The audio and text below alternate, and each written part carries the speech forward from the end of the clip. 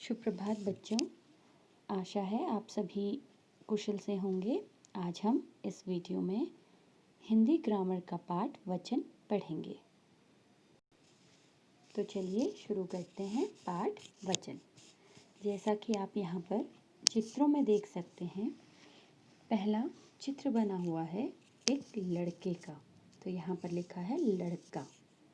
और दूसरी तरफ जो चित्र बने हैं उसमें 3 लड़के बने हैं, तो उनके लिए हम शब्द प्रयोग करेंगे लड़के। इसी तरह अगला चित्र कुत्ता और इस तरफ है कुत्ते। चूहा चूहे, पौधा पौधे। तो आपने देखा कि एक तरफ एक लिखा हुआ है और इस तरफ अनेक, यानी कि जो शब्द हमें संख्या बताते हैं उन्हें वचन कहते हैं। यहाँ पर आपको वचन की परिभाषा भी दी गई हुई है। वचन किसी चीज की संख्या बताता है। वचन के द्वारा ही हमें पता चलता है जिस शब्द को हम पढ़ रहे हैं कि वह संख्या में एक है या अनेक है। वचन के 2 भेद होते हैं, एक वचन और बहुवचन। एक वचन, इसके नाम से ही स्पष्ट है एक, यानी कि जिस शब्द से हमें यह पता चले कि वह संख्या में एक है। तो ऐसे शब्द वचन का एक वचन रूप है। और बहुवचन, बहु मतलब ज़्यादा, जहाँ पे एक से ज़्यादा वस्तुओं का पता चले वह है वचन का बहुवचन रूप। एक वचन की परिभाषा यहाँ पे दी गई है। शब्द के जिस रूप से किसी चीज के एक होने का पता चले उसे एक वचन कहते हैं। जैसे बिल्ली, हमें इस शब्द से ही पता चल रहा है कि एक बिल्ली है। किताब, एक किताब। पत्ता, एक पत्ता। नदी, एक नदी। यहाँ पर हमने जितने भी उदाहरण लिए उन सब से हमें यह स्पष्ट हो रहा है कि यह वचन का एक वचन रूप है।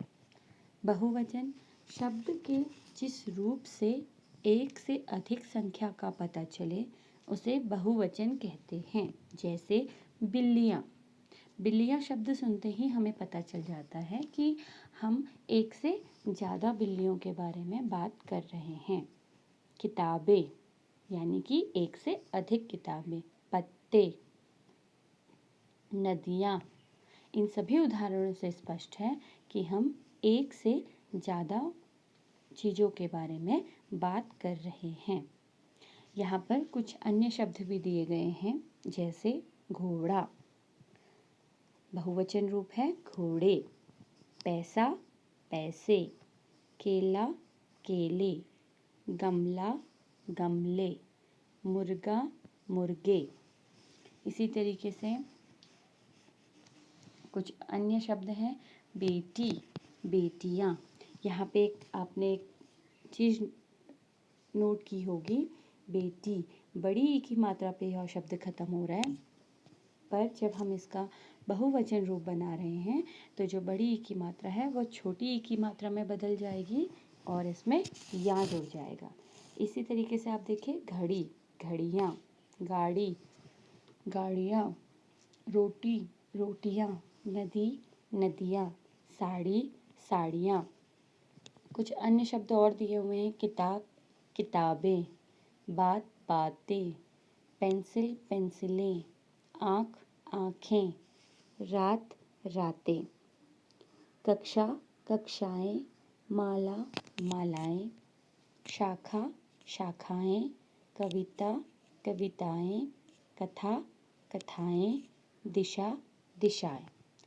तो इस तरीके से आपको यहाँ पर उदाहरण के द्वारा समझाया है कि एक वचन और बहुवचन शब्दों से ही स्पष्ट हो जाता है कि हम वचन के एक वचन रूप को पढ़ रहे हैं या बहुवचन रूप को पढ़ रहे हैं।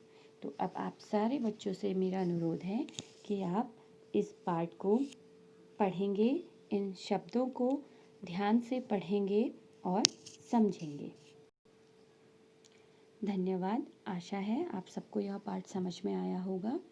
आप सबसे अनुरोध है कि आप इस पाठ को पढ़ें और समझें। वीडियो को भी पूरा देखें। धन्यवाद।